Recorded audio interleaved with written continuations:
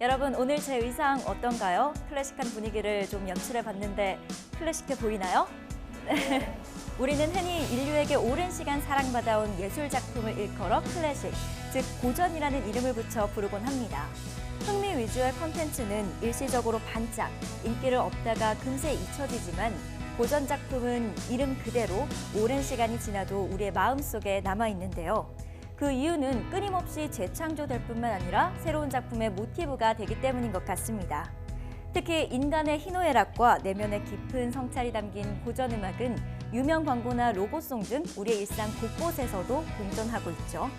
하지만 이 클래식을 있는 그대로 느끼고 감상하기도 전에 음악이 아닌 음학을 되어버린 탓에 우리에게 클래식은 웬만하면 피하고 싶은 그런 존재가 되지 않았나 싶습니다. 제 말에 공감하신 분들이라면 성산뉴스 클래식 시리즈에 준비된 시청자가 되실 것 같은데요. 한결 쉽고 재미있게 우리를 클래식의 세계로 이끌어주실 나홍준 강사님과 함께하겠습니다. 나홍준의 오감만족 클래식 그 첫 번째 여정 지금 떠나보겠습니다.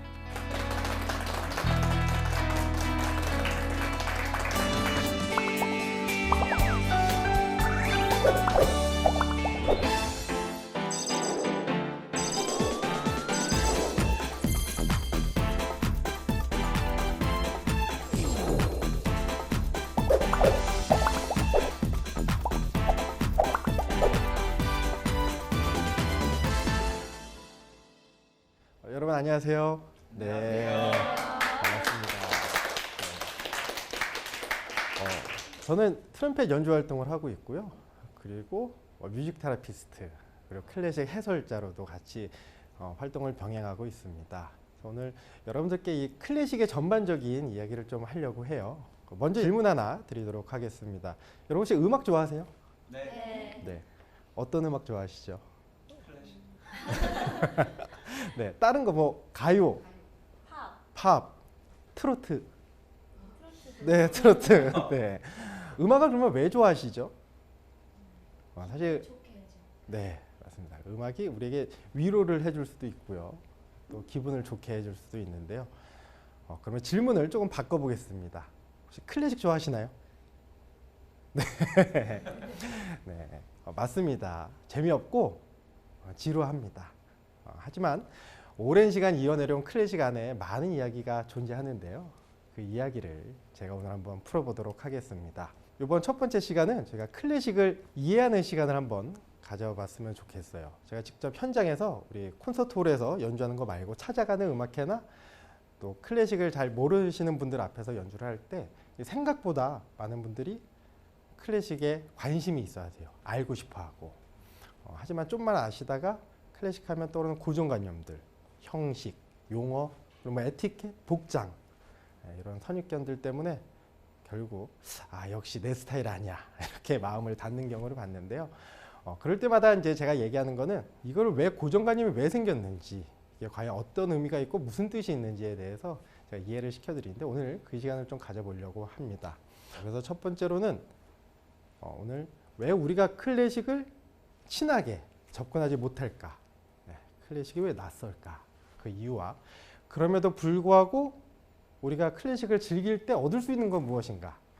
클래식이 우리에게 줄 수 있는 행복은 과연 어떤 것인가를 얘기를 하고 그 다음에 클래식 하면 전반적인 이제 형식, 양식들이 있는데 이게 어떻게 생겨났고 또 어떤 의미를 가지고 있는지 소개하는 시간을 가져보려고 합니다.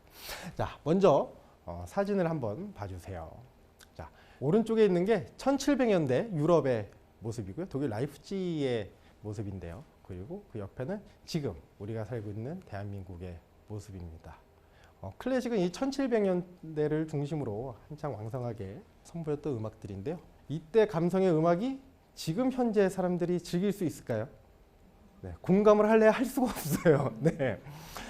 사회도 많이 달라졌고요. 그리고 기술도 다르고요. 우리는 핸드폰 쓰고 차도 운전하고 생활 라이프 자체들이 다른데요. 그러면 이때와 현재 대한민국과 안 변한 게 하나 있는데 그건 과연 무엇일까요? 바로 사람입니다. 인간. 네. 좀 더 정확히 이야기하자면 우리 인간의 감정. 네. 그러니까 인간의 감정이 발전됐다고 보기는 쉽지 않거든요. 그러니까 지금 우리가 느끼는 감정들이 1700년 유럽 사람들도 분명히 삐졌을 거고요. 분노했을 거고 또 유치함도 갖고 있었을 거고 그리고 사랑도 했을 거고요. 그러니까 다양한 이런 감정을 위로해주고 행복하게 해주기 위한 음악이 클래식이기 때문에 굉장히 역사가 깁니다. 그래서 베테랑 음악인데요. 그래서 우리 사람을 위한 장치들이 데이터베이스가 굉장히 많이 축적이 돼 있어요. 그래서 우리가 지금 여러분 좋아하시는 아까 가요, 팝, 트로트 이런 음악에서 뭔가 아쉬움을 느낄 때 그때 하나의 대안으로 충분히 좋은 옵션이 될 수 있는 게 바로 클래식입니다. 클래식은요 크게 두 종류로 나눌 수 있습니다. 바로 칸타타와 소나타. 낯익으시죠? 네. 실제로 저 브랜드 이름들은 다 클래식 용어에서 따왔다고 합니다. 그래서 클래식을 이렇게 크게 두 가지 스타일을 이해를 하시면 거의 다 클래식을 이해하실 수 있는데요. 그럼 먼저 칸타타부터 이야기를 해보려고 합니다. 이 칸타타를 설명하기 전에 우리가 음악을 한번 제가 준비를 해봤는데요. 집시 킹스의 볼라레라는 팝송인데 이 음악 다 들어보셨나요? 네, 한 번쯤은 다 들어보셨죠. 네. 메인 부분인데 볼라레, 이태리어로 날아오르다. 그 다음에 뭐였죠? 오호호호. 네. 그 다음에 깐따레. 오호, 깐따레가 바로 이태리어로 노래하다라는 뜻입니다. 네. 그래서 이 칸타타는 깐따레, 노래하다에서 나온 단어인데요. 이 칸타타는 이 안에 노래, 그리고 레스타티보라고 대사하는 부분, 그리고 반주 이렇게 구성이 되어 있는데 이거를 얘기하기 전에 우리가 잘 알고 있는 형식과 같이 이야기를 할 수가 있어요. 바로 판소리인데요. 자, 판소리 우리가 생각을 한번 해볼게요. 명창들이 노래하는 걸 뭐라 그러죠? 창. 네, 창이라 그러죠. 그리고 노래를 하다 중간에 그 대사를 이야기합니다. 뭐 예를 들어서 이몽룡이 춘향이를 만났는데 뭐 이런 대사를 얘기하는 걸 안일이라고 합니다. 그리고 옆에 고수 분들이 북치는 분을 고수라고 그러고요. 그걸 추임새, 얼수 하는데요. 자, 이 장면을 가지고 칸타타와 한번 비교를 해보겠습니다. 우리가 창하는 부분은요, 우리가 흔히 클래식 성악곡에서 하는 아리아라고 합니다. 그리고 아니리는 레스타티보라고 하고요. 그리고 고수는 우리 뭐 피아노 반주나 오케스트라 반주 정도로 볼 수 있겠고요. 그러면 판소리가 칸타타의 영향을 받았을까요? 반대로 칸타타가 판소리의 영향을 받았을까요? 그렇죠. 서로 영향을 받았을 리가 없죠. 네. 사실 그러니까 음악을 바라보는 시각은 동서양을 구분을 하고 사람이 바라본다면 이런 형식으로 만들 수밖에 없는 겁니다. 따라 이 점이 우리가 클래식을 공감을 할 수 있는 부분이긴 한데요. 자, 여기에서 문제는 뭐냐면 바로 이 레스타티보예요. 아리아는 어느 정도 선율 노래이기 때문에 좋다, 아름답다 정도 되는데 이 레스타티보는 도대체 우리가 알아듣기 힘든 외국말로 뭐 랩하듯이 대사를 얘기합니다. 음정을 가지고 예를 들어 뭐 여러분 안녕하세요 뭐 이렇게 이게 외국말이니까 더 알아듣기 쉽지가 않아요. 그럼 왜 레스타티보를 했을까요? 안일이도 같은 개념이긴 한데요. 이 문화들이 한창 유행했던 시기를 보면 마이크란 장치가 없었고요. 음향 장치가 없었던 시대입니다. 그래서 가장 중요한 점은 전달력이었어요. 얼마만큼 전달이 가능할지. 그래서 그 안일이 같은 경우는 특유의 발성을 넣어서 전달을 했고요. 그 다음에 레스타티보는 우리가 흔히 도미소를 깔아놓고 거기에 가장 잘 전달되는 음정을 가지고 그 노래를 가사를 입혀서 전달을 하기 시작했습니다. 대표적인 게 바로 우리가 랩이랑 같이 생각을 할 수가 있어요. 랩 보시면 래퍼들이 반주 없이 그냥 랩을 막 쏟아내면 사실 정신없거든요. 무슨 말인지도 모르고. 근데 잘 어울리는 비트 위에 랩을 하면 그 라임이라든지 여러 이야기들이 꼬박꼬박 다 들릴 수 있습니다. 이런 의미에서 이제 레스타티보가 탄생을 하게 됐습니다. 이 칸타타는 사실 그 초창기에 시작된 성악 음악은 아니고요. 그 중간에 그 교회 예배를 위해서 만든 음악이 바로 이 칸타타인데요. 칸타타 이전에 우리가 또 클래식 성악하면 떠오르는 게 뭐가 있죠? 바로 오페라. 이 오페라를 얘기하기 전에 우리가 뮤지컬 좋아하시죠? 뮤지컬 배우들이 방송 TV에 나와서 하는 말들이 있습니다. 안녕하세요. 저는 무슨 작품에서 무슨 역할을 맡은 누구입니다. 저는 그 인터뷰를 볼 때마다 이런 생각을 했거든요. 왜 작품이라고 얘기할까? 그 이유는 바로 이 오페라가 작품이라는 뜻입니다. 우리가 고유명사로 알고 있지만 사실은 오퍼스라는 작품의 복수형이 오페라입니다. 그러니까 우리가 오페라 왠지 뭔가 종합예술 그냥 작품들입니다. 바로크 시대 초기에 이태리 피렌체에서 여러 예술가들이 모여서 고대 로마의 문화의 우수성을 좀 알려보자. 그래서 새로운 복합 예술을 하나 만들어 보자고 해서 시작한 것이 바로 이 오페라입니다. 예. 만약에 그 사람들이 이태리 피렌체 말고 뭐 독일에 모여서 이야기를 했으면 이 단어가 또 틀려졌겠죠. 네. 그다음에 별뜻 없는 이 오페라입니다. 그래서 우리가 오페라를 사실 현장에 가서 즐기기 쉽지 않거든요. 무슨 이야기인지도 모르겠고 무슨 내용인지도 모르겠고. 근데 저는 이 부분을 이렇게 이야기하고 싶어요. 우리가 길거리를 돌아가다가 저기서 드라마 촬영 현장을 보게 된 거예요. 많은 카메라들 그리고 배우들 뭐 액션 이런 소리만 들리고. 가서 구경하는 건 어떨까요? 가서 구경하면 재밌겠죠. 네. 오페라를 그런 시각으로 한번 보면 어떨까요? 네. 우리가 지나가다가 드라마나 영화 촬영을 보는 것처럼 오페라도 한번 바라보면 좋을 것 같습니다. 자, 이렇게 칸타타 이 노래 형식은 보통 칸타타고요. 칸타타보다 조금 더 큰 규모를 오라토리오라고 하는데요. 그리고 복합적인 연극과 연기와 또 다양한 노래가 합성이 된 걸 바로 오페라라고 합니다. 자, 우리가 아까 칸타타 이야기했죠. 이번에는 소나타 이야기를 한번 해보도록 하겠습니다. 별거 없죠? 소나레라는 이태리어 소리 나다 에서 울리다 소리 나다에서 파생된 것이 바로 소나타입니다. 명소로는 그냥 소리, 울림, 네. 악기 음악, 기악 음악을 뜻하는데요. 클래식에서 칸타타는 성악 노래 알고 계시면 되고, 그다음에 소나타는 이제 악기 음악들에 대해서 얘기하는 지칭입니다. 처음에는 이 소나타가 악기 음악을 지칭하는 이야기로 쓰였는데요. 나중에는 하나의 형식으로 자리 잡게 되는데, 그거는 다음 시간에 우리 클래식 성장기에서 자세히 이야기를 해보도록 하겠습니다. 노래 사용서는 뭐 교회 예배나 다른 뭐 축하 공연에 쓸 수 있는데요. 악기 음악은 그러면 어떻게 써야 될까요? 여러분 클럽 가셨는데 음악이 없다고 생각을 해보세요. 네, 재미없겠죠? 네, 그 춤곡으로 먼저 사용이 됐습니다. 클래식 용어로 스윗이라고 그러는데 모음곡. 더 쉽게 이야기하자면 메들리. 네, 메들리 정도 되고요. 그래서 이 사라방드, 론도, 지그, 뭐 가보튼 그 당시 유행했던 춤의 이름이에요.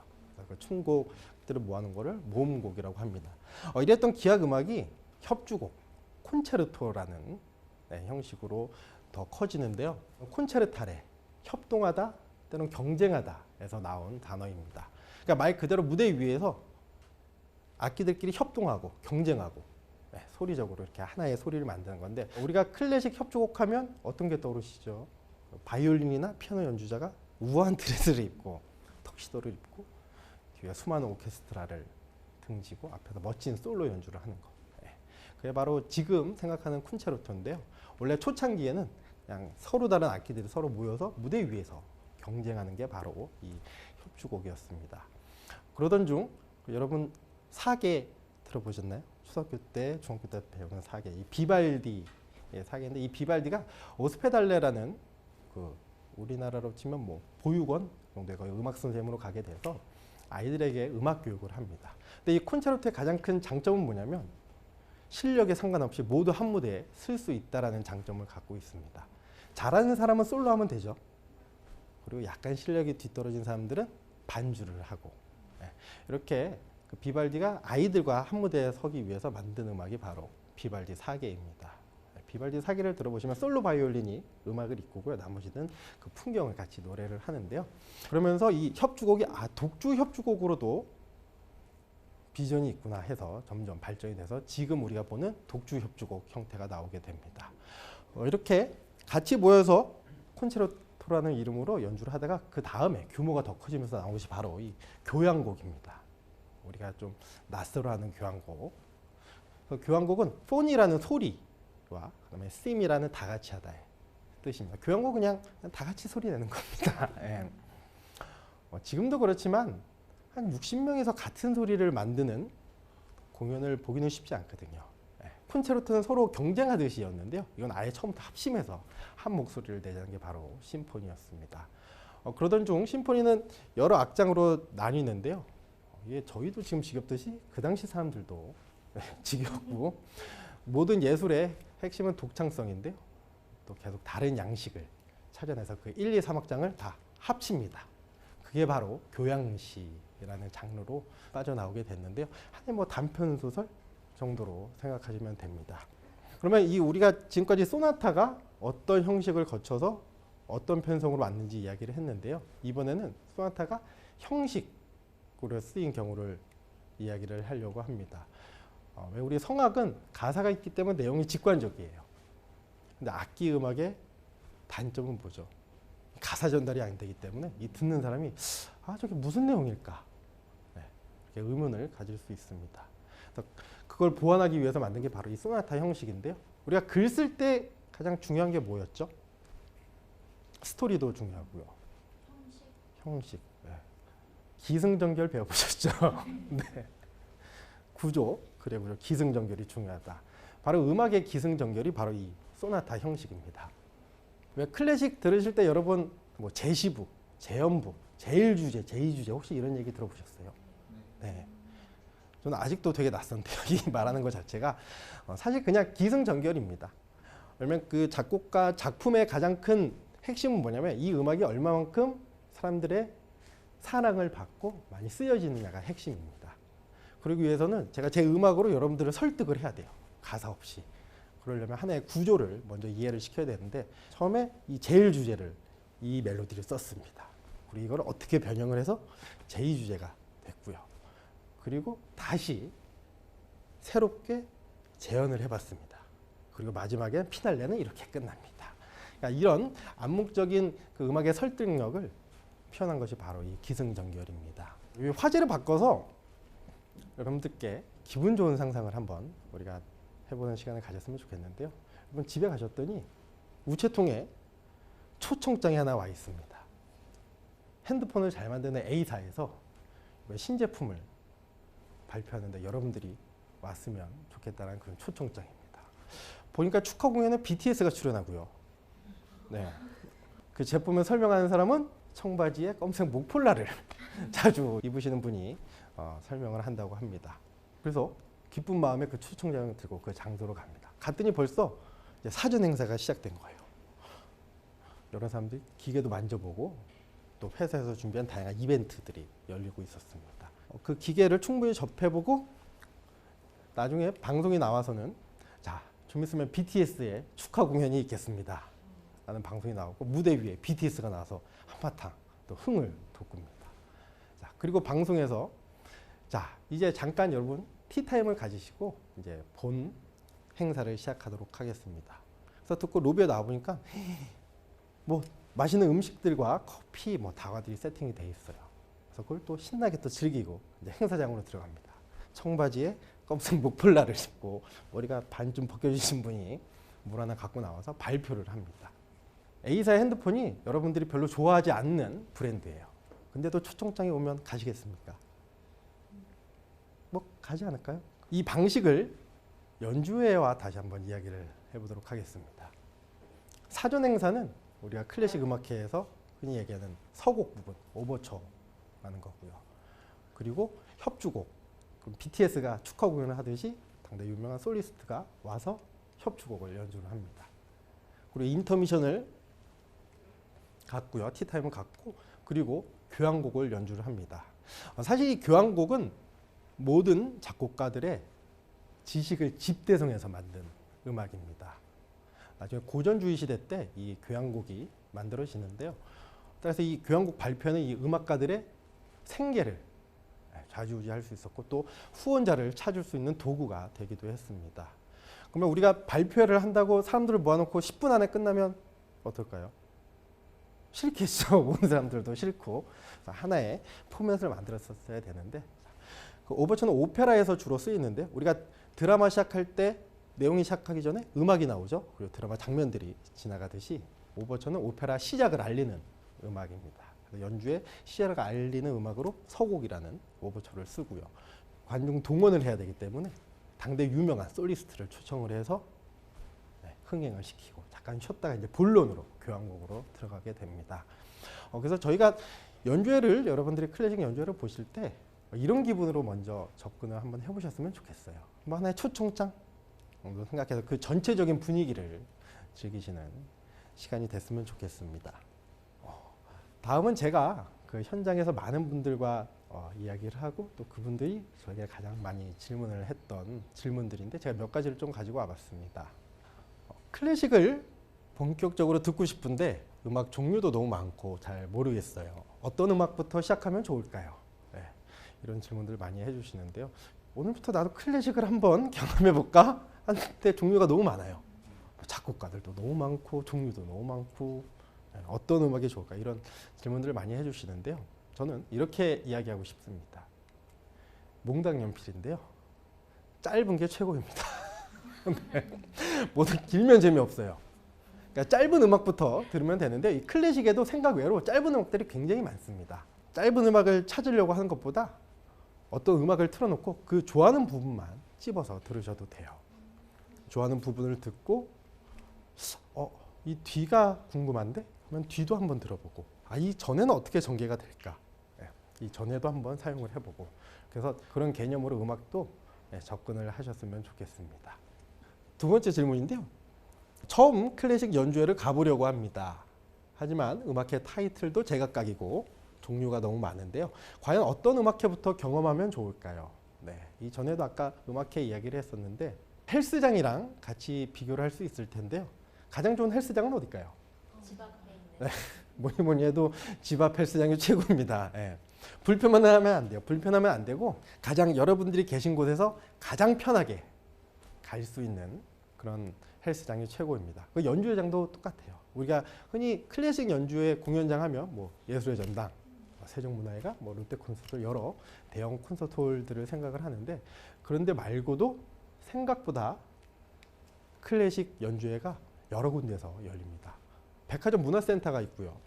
그리고 요즘은 카페에서도 자주 열고 그다음에 자치센터. 그러니까 어느 정도 공간이 있으면 어떤 음악회든 클래식 음악회들이 다 열리기 때문에 여러분들이 조금만 검색을 해보시면 집 가까운 데를 찾으실 수 있습니다. 그래서 아까 우리가 초청장 얘기했듯이 어떤 이 음악회를 가서 내가 이 음악을 듣는다는 것보다는 그 음악회 자체를 한번 즐겨보는 시간을 가져보면 어떨까요?